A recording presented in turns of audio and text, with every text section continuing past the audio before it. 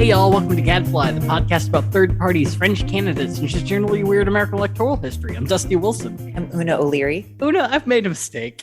Oh no! A heavy, burdensome mistake. Oh, Dusty, no. So you ever have those moments where you get a really, really good idea and you think, oh, this is just gonna be super straightforward to work on and it's gonna be really cool, and then you start diving into it and you get hit by a train of history and detail, and all of a sudden your papers due the next day and you don't know why you made these decisions. This is every hyperfixation moment that I've ever had in my life. Yep. So I done did that. I stepped on a big old pile of complications. I was very excited about the episode that we did about Emperor Norton. You know, he never was a ruler. For those of you who don't know, Emperor Norton was a man who proclaimed himself to be the Emperor of America, and the majority of San Francisco just went along with it. Yeah. It's a really kind of kind and wonderful story, something we don't have a lot here. Yeah, so go back and listen to the episode, dear listeners. And so I figured, like, oh, what other sort of non-elected positions have Americans attempted to give themselves? And I thought, oh, Pope's a thing. Sure. Why scare off your electorate by being Catholic when you yourself could be an American Pope? Exactly. I mean, that's what the young Pope was about, right? Like Jude Law's an American Pope or some shit. I don't know. Is he? I thought he was just blindingly hot. Just being Pope. Yeah, sexy Pope. We haven't had one of those in a few centuries. Yeah, for the better, possibly. Yeah, this is a Pope who fucks. Very much like all 13th century popes. Very much like most popes, yeah. Yep. So, you know, I was like, this could be really, really fun to look at. And I figured it's like, you know, I could start looking at stuff in the mid 1900s. Could start there and it's gonna be real straightforward. And, you know, I thought it'd be really cute and easy to look into things. And, you know, I was just a Presbyterian idiot, assuming that this was going to be an easy thing to look into. Were you conned into it by the late Prince song? I'm forgetting what the title is, but one of the verses is like, he's singing about how, why be the president when you could be the Pope? And it's like, I'd rather be, look at, people need to look it up. Yeah, I think he screams like motherfucker in there somewhere. That would have been a much better origin for this. I don't know why. I just like got on a jag one day just to be like, Pope's a weird job. Who gets to be Pope? How's that work? Yeah. And so, White smoke. And so I figured that, and I had to go all the way back to 64 CE to start looking into this stuff. You know, we use Common Era around here. It's no, this Anno Domini bullshit. This is. But like, if you're ever going to use an Anno Domini, that might be one. This might actually be a really good one for that. Yeah. So much like libertarianism, it gets really easy to fall into wells of Catholic history, philosophy, and theory. You know, very similarly looking into libertarianism, you could go to an event to be like, oh, this is probably going to be very straightforward, and then realize you have to read 10 other things to even begin to understand that one event. Well, I don't appreciate my religious cultural upbringing being referred to as libertarianism.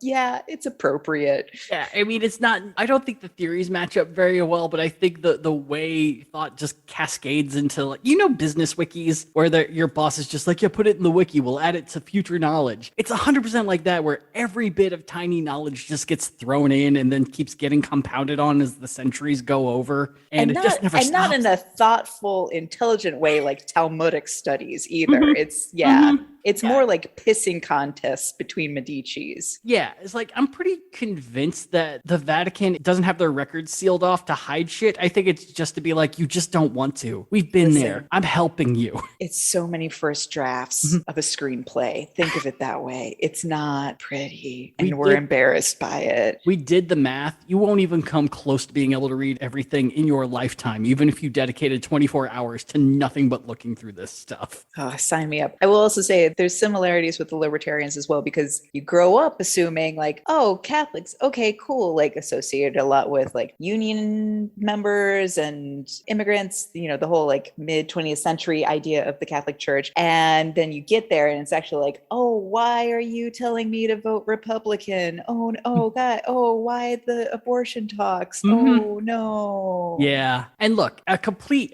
shift for this episode. We're not going to be talking about Catholicism in American politics politics at all. I thought we might. I thought we might talk a bit about, the Know Nothing Party forming around just, being anti-Masonic and anti-Catholic. I thought we were going to talk about Al Smith and JFK and, to a degree, Joe Biden, but I don't have time. It just doesn't exist anymore. I went into those archives and it was just pouring me with knowledge. It was like being locked into a buffet where I know I should stop, but I can't. So since, it's a lot of complication and difficult to understand things that need a lot of context, and Latin, so much Latin. Yeah. And it's the kind of thing that can really turn a Protestant mind into brain soup after a decent chunk of time. That's why y'all hate us. I took so many naps.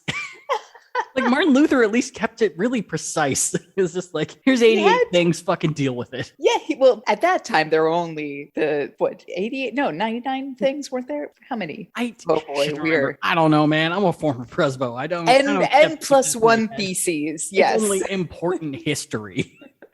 But yeah, I'm pretty sure if it was more along like the Catholic theory line of thought, he'd be like wallpapering it onto the walls before he was even close to done. But I digress. So it got to the point that I genuinely couldn't figure out what the job of the Pope even was. My mind was just swimming. So I'm going to give you a bit of a warning for this week's episode and next week's episode. I am not an expert on Catholicism. I barely understand the basics. There's a really good chance I'm going to get some stuff wrong. So if you want to call me out on that stuff, it's very important, I think, that you do. So this goes to Una and the audience. No, I feel like I need to make my own caveat warning and say it's like, yes, you've heard my name at the intro. You understand. This is more like a cultural guilt is a part of me. Less religious indoctrination. And to that point, I only did 2 years of CCD to get my first communion. I don't remember any of it. And I also remember being lined up with all the other kids about to receive their first communion. We're all done up in white, yada, yada. But I was the only one with black patent leather shoes. And even at like whatever age it is, 7 or 8 or whatever, I look around and like, this is a bad sign. Yeah. Now's probably as good as any to tell this story about my first communion. Do tell. So, like I said, I grew up Presbyterian, mostly. I don't think blanket Protestant's probably the best way to put it. And I was in Boy Scouts growing up. And one of the things in Boy Scouts is to go to various different churches to see how things are done. But in South Central Pennsylvania, your options are either Protestant churches or the one Catholic church in town. Aside from that, like you have to go to probably Lancaster or York to go to the nearest synagogue. Philadelphia, probably for the nearest mosque or temple or things like that. And so the option we had was to go to the local Catholic church. So lucky for us, it was one of the shorter masses. It wasn't like, 3 hours and, someone gets married. Wasn't also getting married. Yeah. Yeah. So it was like a 1 hour mass. It was, it was interesting to be there, but then it got to the point where they're just like, all right, it's time for communion. And I just kind of looked around and I saw some other Boy Scouts going up there. So I'm like, oh, we're all supposed to go up there. And so I went and took communion. Later found out that is a God crime to do. So I'm gonna be paying for that one day. I just remember like going to so many Catholic weddings growing up because some cousin or another was getting married, and my cousin's husband is Jewish, and he always made the same joke to my father or maybe one of his brothers. It's just like, oh, those are Necco wafers up there, right? Like, oh, should I get in line? Should I get in line for that? I remember the communion wafer actually tasting really good. It wasn't unleavened. It was kind of cornbread-like. It was like kind of cornbread and grape juice is I think what they did. That's awesome. I mean, I always kind of enjoy it because it was just so weird and styrofoamy and it melted in your mouth because it wasn't natural. And look, if you make bread out of skin, it's not going to go well. Oh my God. And one of two memories I have of CCD, which for those not in the loop, I forget what CCD actually stands for. It's like Catholicism something D. I don't know. I really don't know.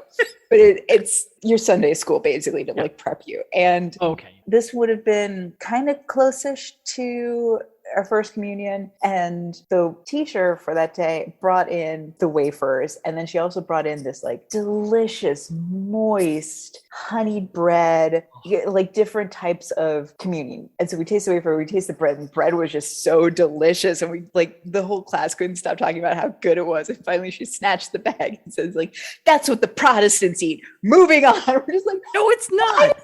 to be so hard? No, why? Why does everything have to be so difficult? Like, since when did we get baklava as our freaking... God, that is wild. That is wild. And then years later, I was like, a childhood friend was in some Christmas production, and she was Episcopalian. And so we were at this huge, like the Episcopalian diocese or whatever of Detroit. And my mom and I go to kneel, we went for the mass service to see my friend. And I'm so used to like these wooden pillar, like the wooden pews falling down, and then you kneel on that. No, instead it's these like beautifully embroidered pillows, so easy on the joints. Luxurious red velvet. Yes. Why does it have to be so difficult? The other thing I do remember is just how loud those cues are, those things are when you knock them down.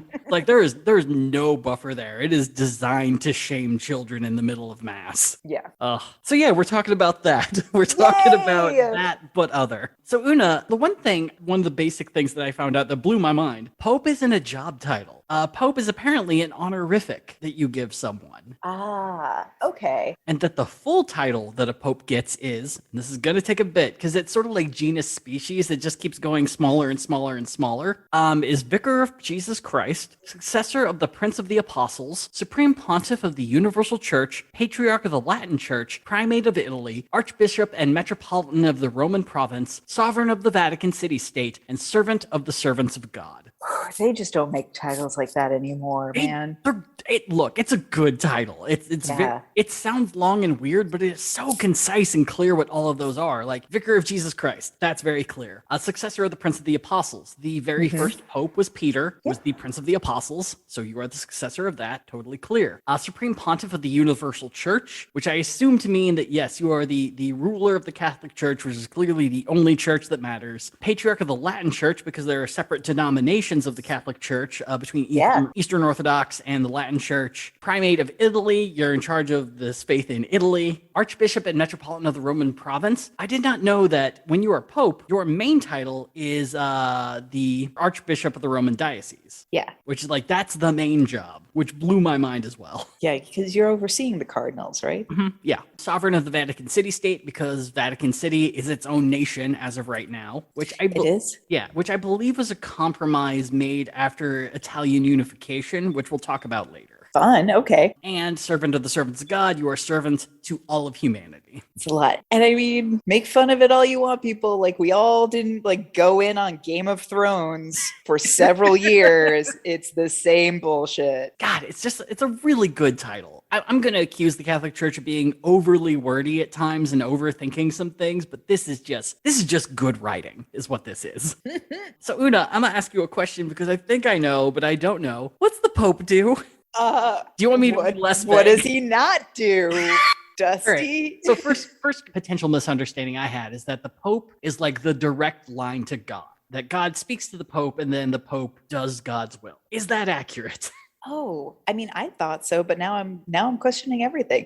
What have I done? This is delightful. No, because really, it's like I never would have. It's the Pope is the Pope. Yeah, is the Pope, and we're done. Well, and I asked a number of Catholics this question as well. I kept getting different answers. That sounds right. Yeah, I tried reading the wiki on it, and the wiki seems to not really know. It's just kind of all over the place. But I think the job title is at least somewhat clear about what the Pope does. But yeah, generally from what I could tell, Pope is in charge of the Catholic Church, all divisions of it whatsoever, and is the figurehead. He's like CEO of the church. Yeah, that's okay. And if you think of any CEO, it's like, right, but what do you do? Yeah, well, does the Pope give mass usually, or like is that like a special occasion sort of thing, or does he do that every Sunday since he's the Archbishop of Rome? I'm pretty sure it's every mass. Okay, that would make sense. I'm pretty sure, yeah. Yeah, and I know he speaks to the crowd, but I don't know if that's like special occasions where he'll like come out and like wave to people or something. Possibly on like high holy days. Yeah, that would make sense. Cool. So we're really well situated to talk about Pope. We're doing great. We are awesome. Absolute authorities, and we should speak on this matter. Look, as long as I don't get you excommunicated, I think this is a win. I mean, cards on the table. I was never confirmed. Oh no! It's not a huge loss. You're gonna get pre-excommunicated. Yeah. So yeah, and the other big thing is, trying to figure out the difference between the Catholic and Protestant churches. Because clearly I didn't read Martin Luther's 99 Theses, but to my basic understanding, it's a break from having one guy representing God and that God represents himself, and that the Bible's more the authority than one person. Yeah, it's kind of like who has power to interpret the word of God. Yes, okay. Like, whereas with the church, it's like, no, the church is the only power to interpret God. And Protestants are like, no. If you are like, get literate, get the Vulgate. Yep. Get on this shit. Yeah. You are your own communication with God. I didn't make a printing press for nothing.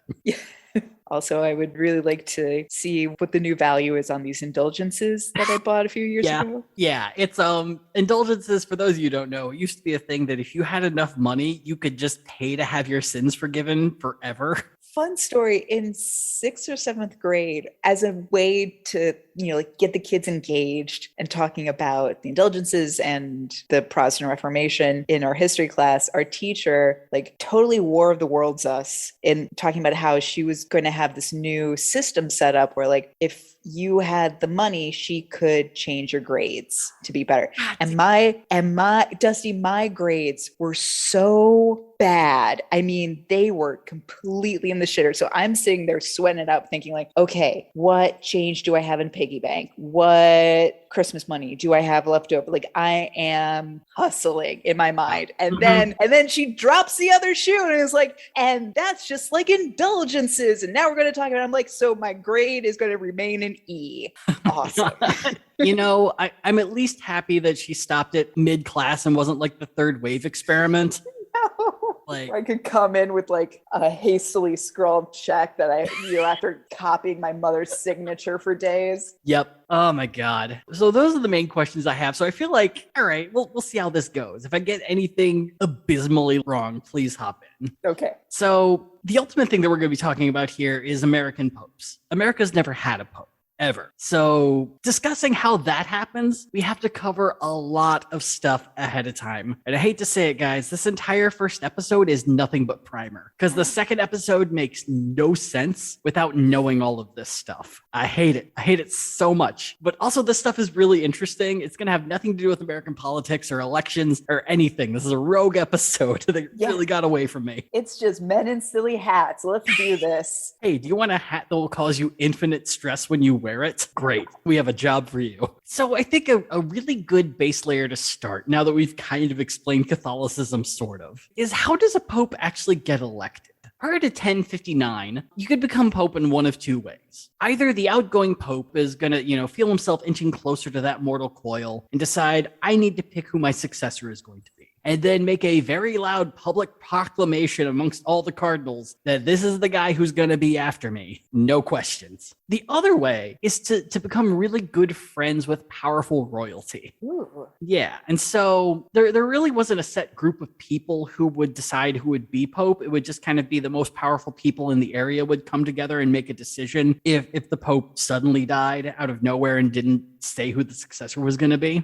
And so you'd sweet. Yeah. So you'd everywhere from like emperors to kings to powerful lay people in Rome who would come together and just be like, conveniently, it would be nice if this guy was pope. And so that this worked decently until 1059. But that would all change in 1059 after Pope Stephen IX was reportedly poisoned by the Romans. This was in retaliation for Steve sending his brother Duke Godfrey the Bearded of Lorraine to go and seize Rome and overthrow Emperor Henry IV, which, would make Duke Godfrey the new Holy Roman Emperor. And the Romans did not like the sound of that.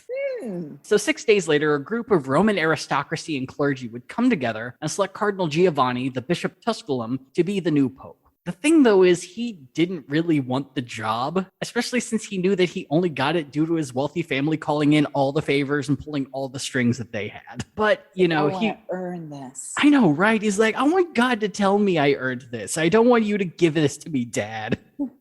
I have a better dad, and you don't know him. What do I even do as Pope? I'm still trying to figure that out. The title's long. I don't know if I'm free on Sundays anymore, but he was made Pope against his will and ended up taking the name Pope Benedict X.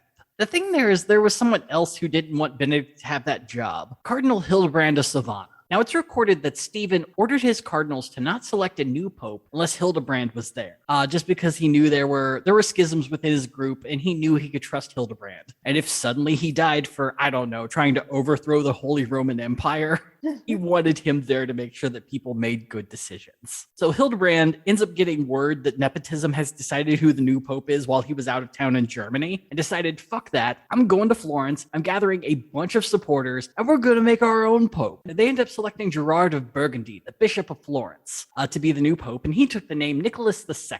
So Nick made his way to Rome to take the pope throne. And along the way, he made a few stops to say, hey guys, Pope Benedict has been officially deposed and he is excommunicated from the church, just so you guys know. Before it even happened, but just like planting those seeds ahead of time so people will be like, all right, I guess, this is normal. This happens. Why not? I love this. So Nick and his group very easily take Rome, kick Benedict out of town, and end up fighting a war against all of Ben's remaining supporters with the aid of a small Norman army. The war would last about a year and end with Benedict renouncing his papacy. And after all of this fighting, the surviving cardinals realize that something kind of needs to be done to make sure this doesn't happen again. Like, I don't know, setting up a strict guideline as who could actually vote for pope. We need a board. Exactly. Yes. This is where things start to get a little haywire with the paperwork.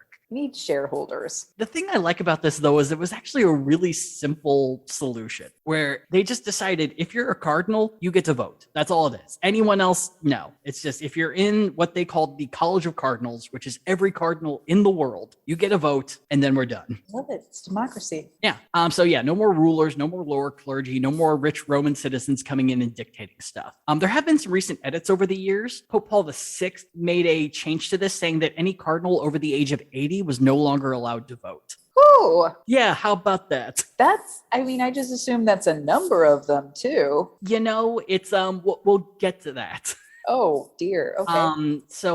There was a later stipulation that was added that, what if you're 79 when the Pope dies, but turn 80 when the papal conclave happens? So they added that, like, as long as you're under the age of 80 when the Pope dies, you can vote. All right. So as it sits today, when a Pope needs replacing, these voting cardinals get together in a papal conclave in Rome. There are 207 current members of the College of Cardinals, of which 116 are eligible to vote.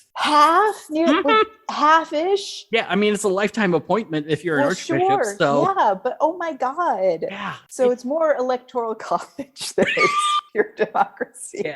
Yeah, look, I get what Pope Paul's doing here. It probably makes a lot of sense because, you want to make sure people are of sound thought and mind and can make the trip to Rome to make these decisions. I mean, but then force them to fully retire, except there's just not enough people coming in. So I get it. I still get it, but come on. Look, it's a lifetime appointment. I don't know who would even need to change this. I don't know. And yeah, like I said, you have to go to Rome to vote. You're not allowed to zoom in. So there have been cardinals who have had to sit out due to not being healthy enough to travel. Or in the case of Pope Francis, one had to sit out due to massive sex scandal involving... Just one? Yeah, well, weirdly enough, only one under the age of 80. Oh my God. Which is probably a good moment to bring up. We are going to be talking about, abuse of minors at certain points during this episode. So apologize. You can't not unless you're the Catholic Church, and then you very much can daily. It does just kind of keep showing up. So once everyone's in Rome, the cardinals set up a list of folks they consider to be good nominees. But not just any Catholic can be pope. You have to fit 3 official qualifications. First, you have to be 35 years old, just like president. Hey! Second, you have to have been a priest for 5 years. And finally, there's a vague requirement of being of good faith, reputation, and education. There's kind of a fourth unsaid one just because it's really obvious. Gotta be a dude, bro. Gotta be a dude. Yeah, I mean, it's too obvious. It definitely... Why they didn't write it down. So other than that, it's fair game. Except for the 5th unsaid qualification. You have to be a member of the College of Cardinals. Now, this isn't a requirement, but it's what they've done since 1389. And, due to what happened prior to making this rule, I kind of get it. Oh, do tell. Let's go back to 1378. That happened in 14th century time. A great vintage. So the cardinals would all meet in Rome following the death of Pope Gregory XI. His death had come at a time of great tension in the church. Starting in 1309, the residence of the Pope had been moved from Rome to Avignon, France. This happened thanks to King Philip IV of France probably killing 2 Roman popes and then forcing a papal conclave to pick a Frenchman to be the next pope. And this is where we start to get like the fake pope. Mm-hmm. There's a bad pope and a good pope. We're awesome. Okay. I'll stop. And so King Philip kills a couple popes, forces the papal conclave to pick a French dude, and they end up picking a guy who would go by the name of Clement V, who would then refuse to move to Rome and stayed in Avignon. So following Clement, the conclave would pick 7 more Frenchmen to be pope, all of which stayed in Avignon, and all of which were devout followers of whatever King Philip wanted. Well, King Philip and successing rulers. So yeah, essentially by force, they moved the Holy See, or the center of the Catholic Church, from Rome to Avignon, France. By the time it got to Gregory XI, the push to get the Pope back to Rome was at its height. In 1375, Greg began receiving letters from Catherine of Siena, a lay member of the Dominican order and mystic. In 3 years, she wrote him 14 letters begging him to move the papacy back to Rome. And she eventually convinces him, stating that it would be easier to reunite the church from Rome, since it was kind of split between the Roman faction and the French faction, and it'd probably just be easier to do it in Rome anyway.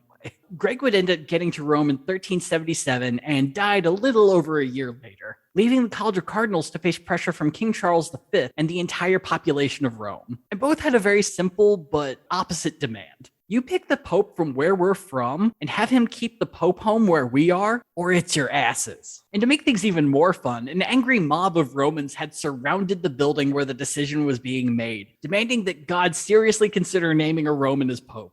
The French cardinals in attendance had orders to elect a Frenchman, but something about a raging throng of masses made them decide to not really push the issue. Oh, wow. It's amazing what God decided. And we invoked. And the Roman cardinals very well could have had it their way, but the French cardinals drew a line saying, look, we're not gonna push for a Frenchman. We are not gonna vote for a Roman. So they went with a third option. Instead of someone French or Roman, they unanimously chose Archbishop Bartolomeo Prignano of Naples. The advantage this had was that no one in Rome knew who this guy was. He wasn't a cardinal. He wasn't well known. He's a guy. Yeah, it's an important distinction at this point, too, to say it's not that they were like, oh, he's just another Italian. Italy didn't exist then. Exactly. So it's the Kingdom of Naples. Point. Yeah, Italy was essentially just like a batch of city-states and duchies and kingdoms. It would not become a unified nation for quite some time. Yeah. And the confusion of this decision gave the French cardinals just enough time to get the fuck out of town.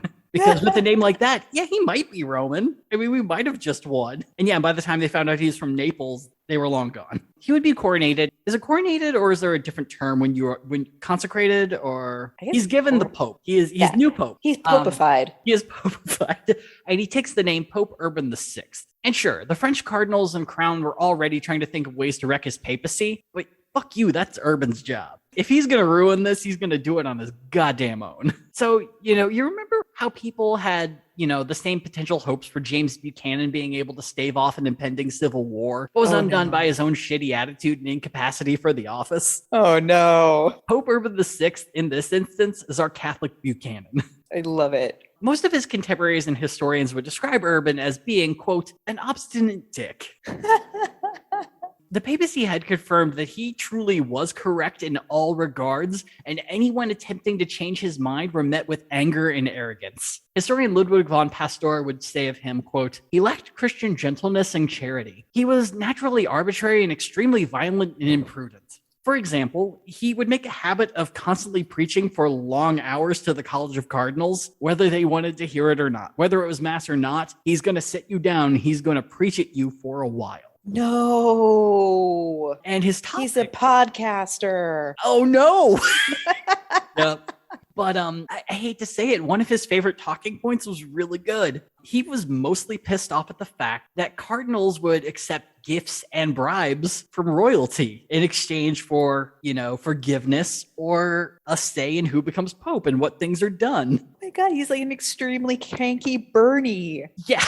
So yeah, he placed a blanket ban on cardinals accepting gifts from rulers or the public. He condemned the luxury that many had lived under at the time and berated them for not living a life of poverty as they fucking should.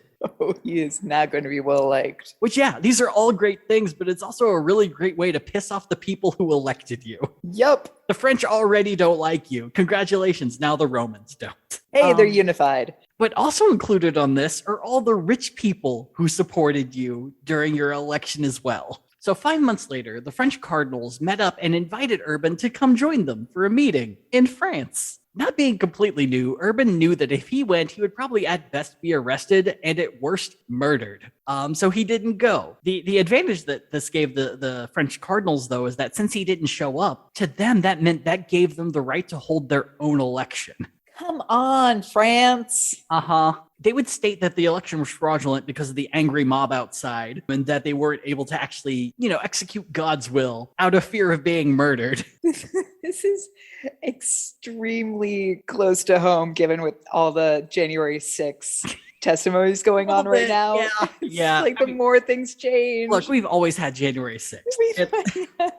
And so they would declare the papacy vacant and elect their own pope, Clement VII, and kickstart the Western Schism, a 29-year period with rival popes existing in Rome, Avignon, and for a very short-lived period, there was a third papacy that existed in Pisa. Come on, Pisa. Multiple popes, who you gonna follow? It's already confusing. And so on top of all of that, Urban even managed to lose his one royal supporter, Queen Joan of Naples, who, when Clement was chosen, she went and followed.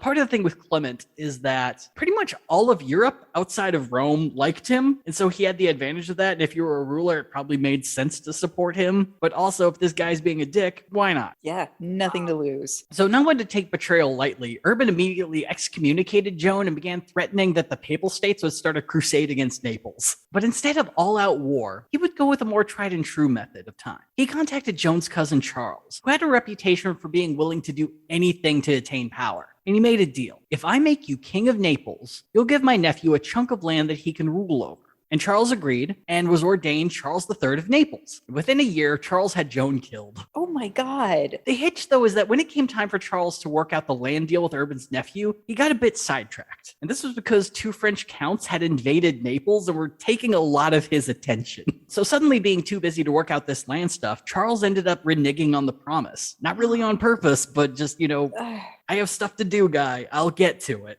Yeah, I'm trying, but it's not like we have really a post office in general. I may have missed your note coming in by carrier pigeon. Look, if a guy is willing to murder his family, maybe give him a little more time than you usually would other folks.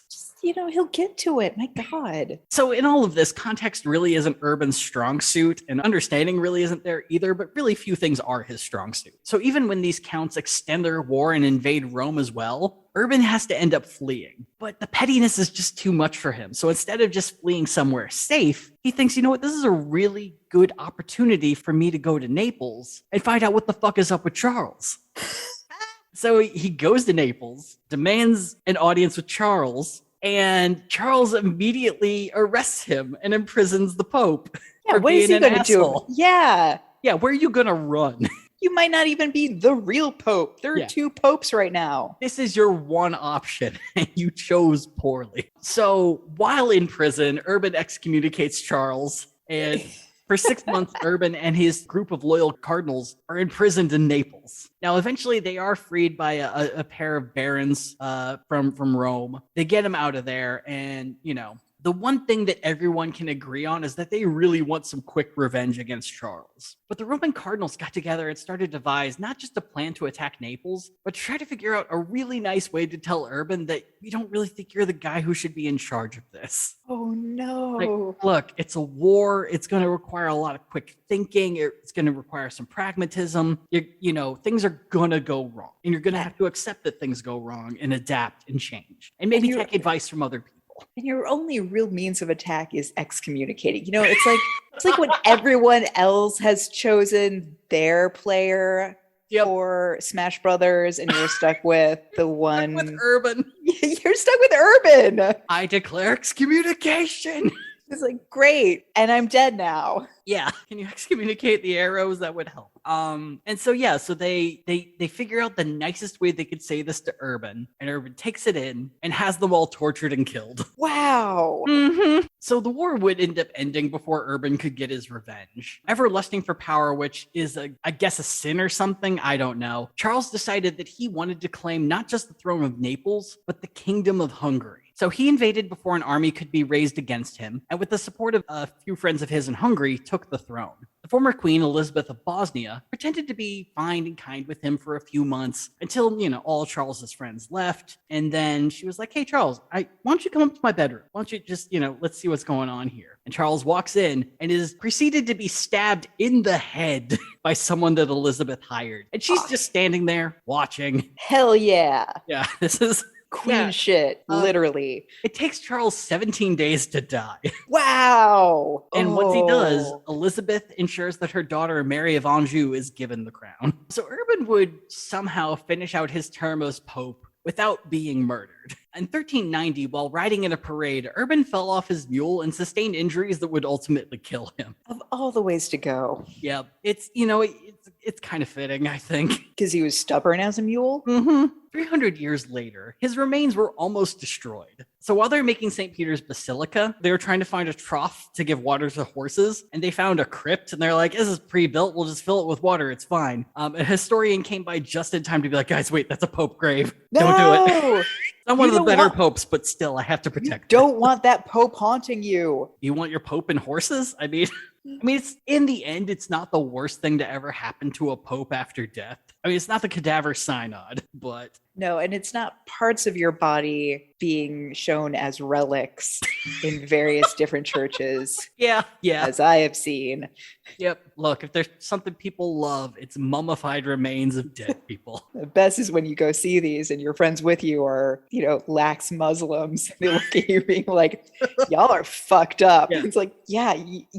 Hey, y'all want to see Catherine of Siena's dead face? Let's go. These arms were torn limb from limb by wolves in the night. I don't know who he is, but look at them. Look at the bones. Now he's a saint. I'm sure they carbon dated it. It's fine. Yeah.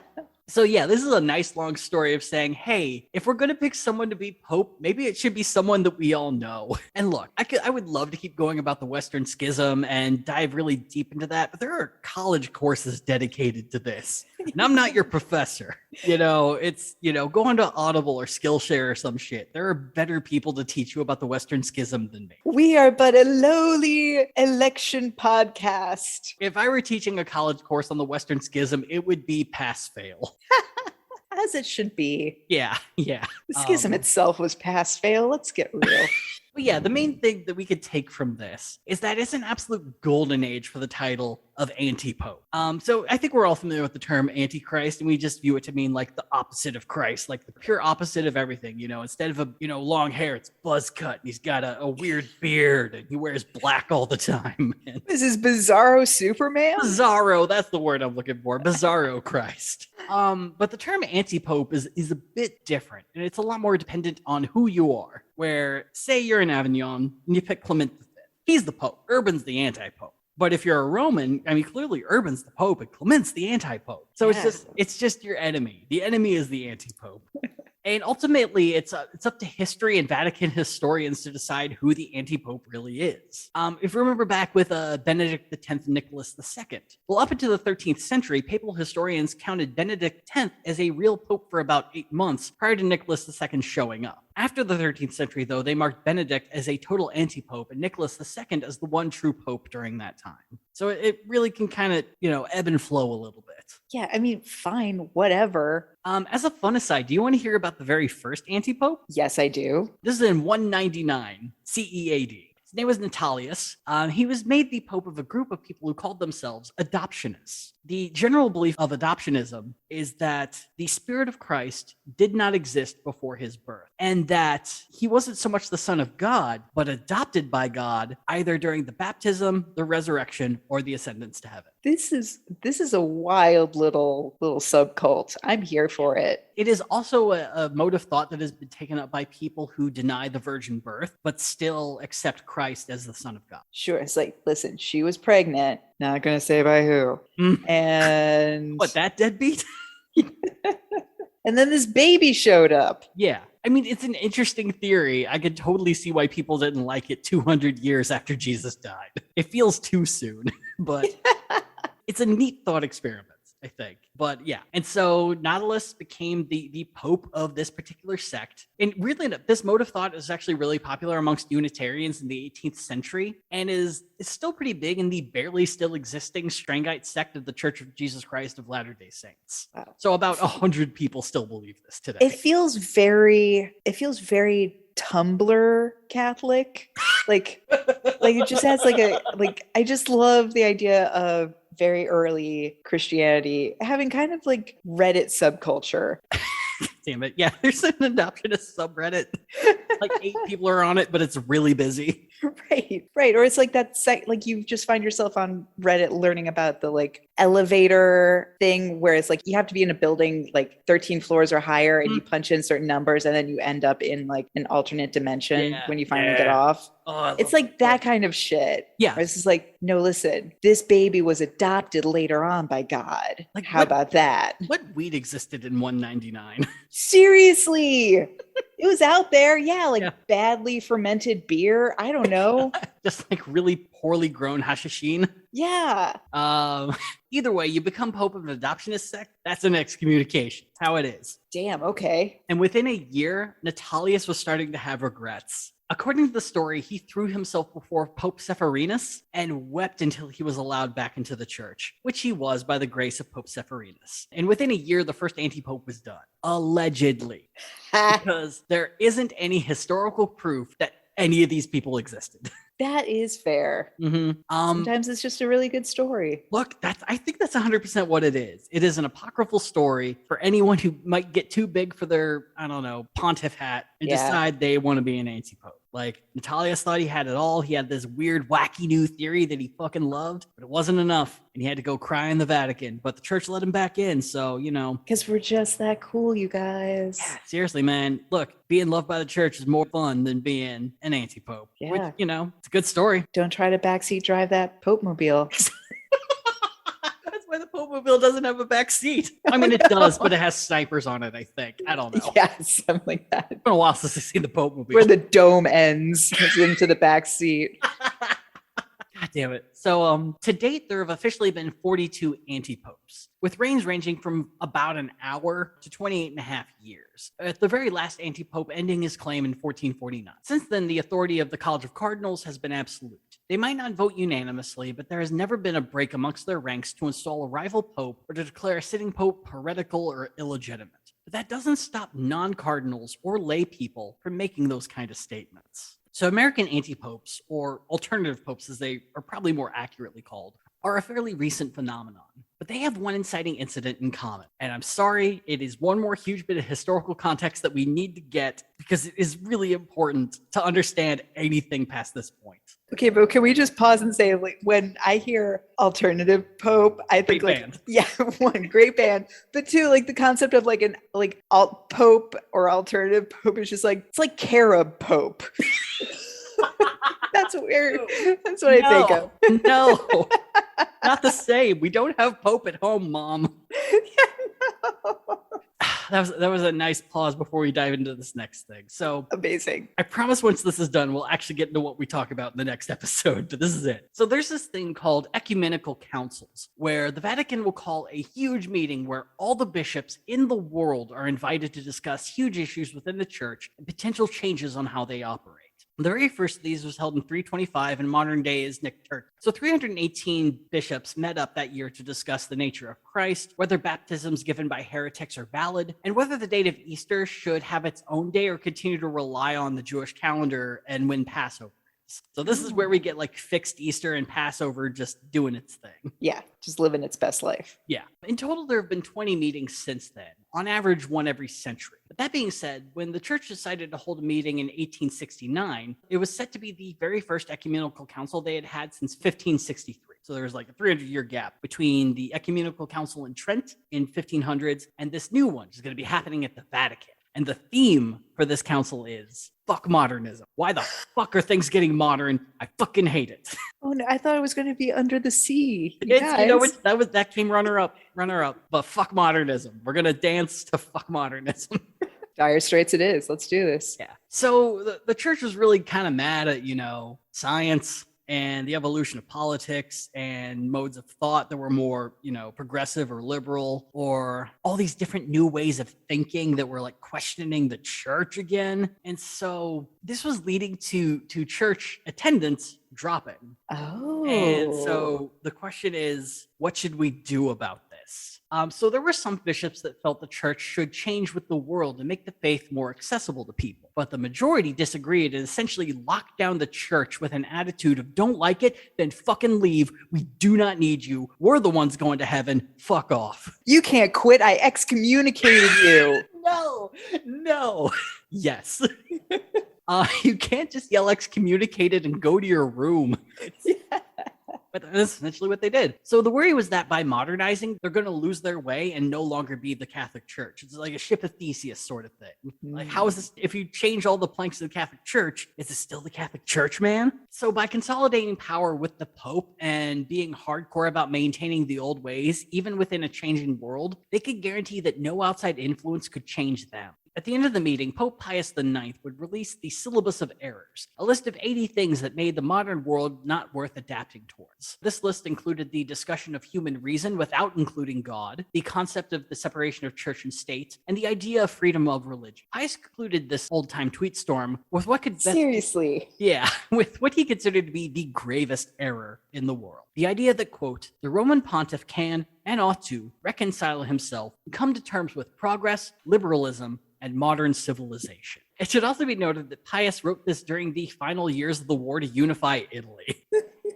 So the Papal States were pretty much the last holdouts in this war to unify all the nation states and kingdoms of Italy. So you had the Kingdom of Florence north of the Papal States and the Kingdom of Florence south of the Papal States. They're just like this boxed in middle area on the boot, just holding out as hard as they fucking could. So you do have the outside world and modernism crashing down on the Papal States during this time and then reducing them just to the Vatican in Rome. Yeah.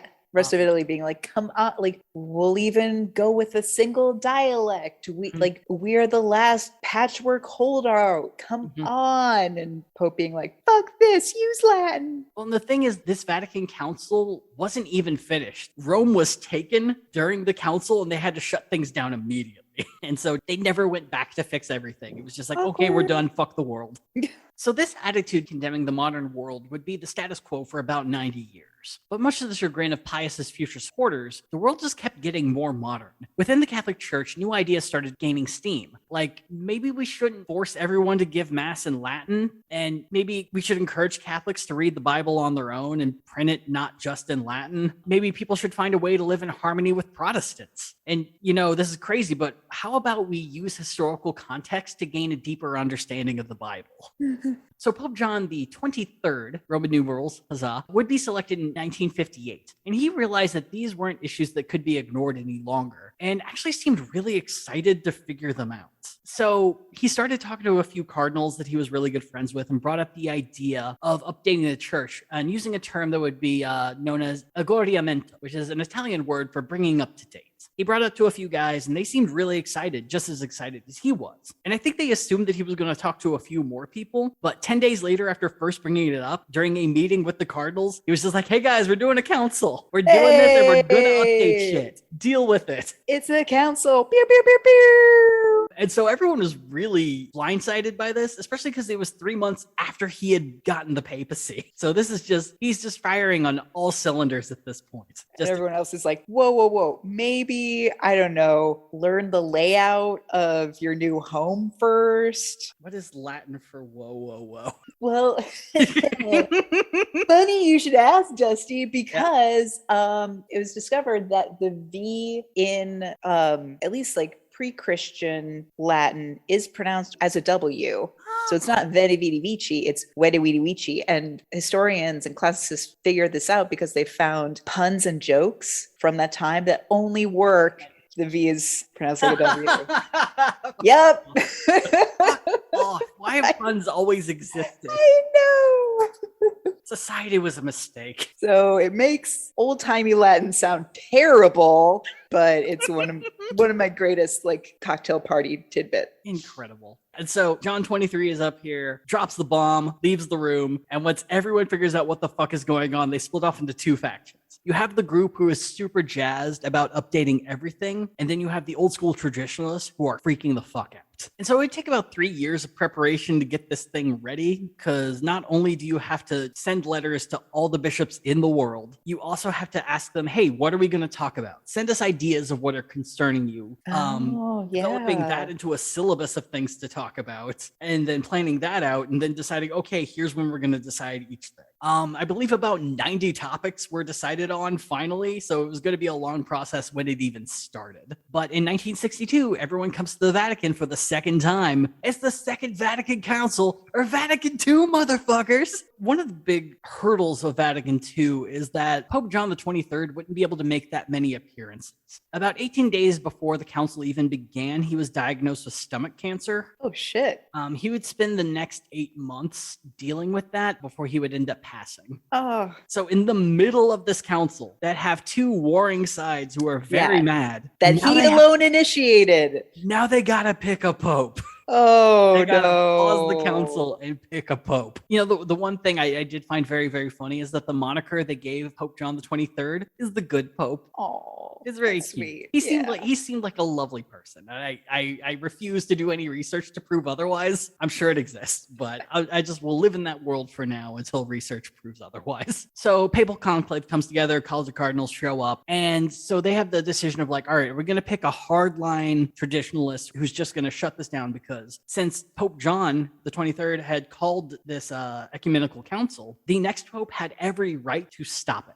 So you could either be the hardliner and pick someone who's going to stop it. The leader on that side is this dude named Giuseppe Siri that people were fairly certain was going to get it, at least if they had their way. You had the more progressive side who really hadn't solidified on a candidate just yet, but there was a dude in the middle, a centrist. Oh no, not a radical Pope centrist. He'd end up winning. Oh my God. And ends up picking the name Pope Paul VI. Now, the reason everyone thought he was a centrist is because during this whole council, he really wasn't saying a whole lot which way he felt on things. He was just letting the bishops talk and listening to what people had to say. And they were just inferring. They were assuming. Yeah, so they were just like, all right, here's a guy we can pick. He'll just let it keep going, and we might not have to worry about it, but he's not just going to stop it and cause a schism in the church. And so, so he didn't speak on a lot of divisive issues in public, and his first thing was like, yeah, Vatican II is going to keep going. And his priorities, while not as progressive as John's had been, were still really pushing towards reformation and updating the system with the modern society. By 1965, 3 years after the start, Vatican II was done. And get your butts ready, because we got some changes. So get fucking ready. And this includes allowing local vernacular to be spoken during Mass instead of just Latin. Whew, mind blown. So the big push behind this that I thought was really cool is in the early days in Rome, it was in Latin because everyone spoke Latin. There was a lot of call and response. There was a lot more audience participation and involvement in the process. And so a lot of people were like, we should change that so we could bring it back. So you can have audience participation in the language that people understand and get them more involved in the church. This is hilarious because as I talk with some of my cousins, we hate that part of new church. Like, yeah, it's not great for the thing where you don't like being in public. Yeah, stop making us sing first and foremost. Just stop it. Look, if I want to mouth Unitarian Universal, yeah, exactly. So participation. No, bring back the Latin. Part 2, we're gonna get rid of the more ornate regalia that clergy gets. We're gonna humble you a little bit more. 3, priests are now allowed to face the congregation during Mass. It used to be they had to look directly at the cross the whole time, so you're watching the priest's back. Oh. And also, we're gonna start including contemporary Catholic music and art. Boo. Yeah. Well, you don't like Catholic rock?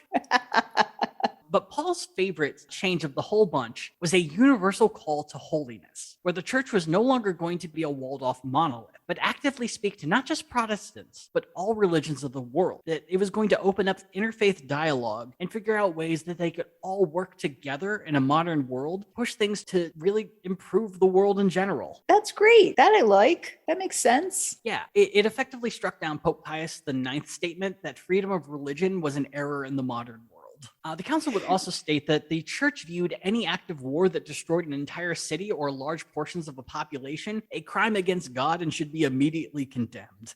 Ignore what we did during the Crusades. We are improving, I promise. Hey, under new management, y'all. Yeah, exactly. We're not your dad's Catholic Church. But Vatican II has also been used as a way to allow popes to soften the image of the church and push for societal change. Current Pope Francis in particular has used the decisions of the council to call for respect towards atheists and LGBTQ plus people. Not full tilt saying, you're perfectly fine, but saying, hey, we need to respect these people and not murder them. Yeah. So you bet your ass this pissed off a lot of the old hardliners. Because if you're raised to believe that this church is the only way to go forward and suddenly everyone's just being like, let's just all be friends with people. Yeah, cool. Pope Pius absolutely knew that if given a choice, no one would choose this. Yup. Look, if there's any red flag I have learned from this from skimming history, taking the name Pius is a red flag. Amazing. I love it. I'm going to keep a watch out for that. So of the really angry hardliners, you could split these folks into about 4 different groups. The least extreme are the traditionalists. They viewed the Second Vatican Council as non-binding and rejected all the reforms. A number of them would go on to form the Society of St. Pius X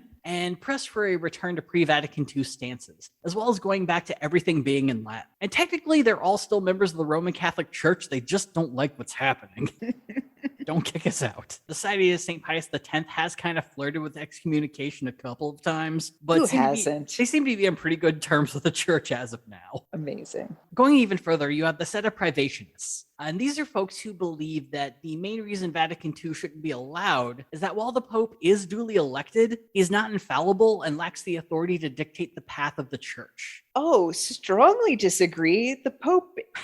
they're suggesting that the Pope is fallible? Yes, they are suggesting that the Pope does not talk to God and is highly fallible. That's like, even I know that. The Pope is infallible. Mm-hmm. Done. He talks to God. But he passed Vatican II, so clearly, ipso facto, et tu brute.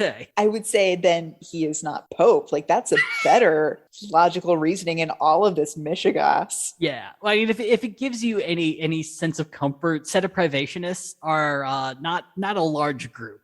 It's like 5 of them. Yeah. Well, the largest group that existed in the movement here in America was the Orthodox Roman Catholic movement, which also happened to be co-founded by a member of the John Birch Society. Hey! Not great. They kind of peaked in 1979 with 11 priests offering sort of a traveling Latin mass for whoever wanted it. Yikes. And they seem to no longer exist in this modern day. Can you imagine in 1979, like that's what you hitch your wagon to after all of the 60s, all of the 70s, about to enter Reagan's America? I mean, it's a fucking choice.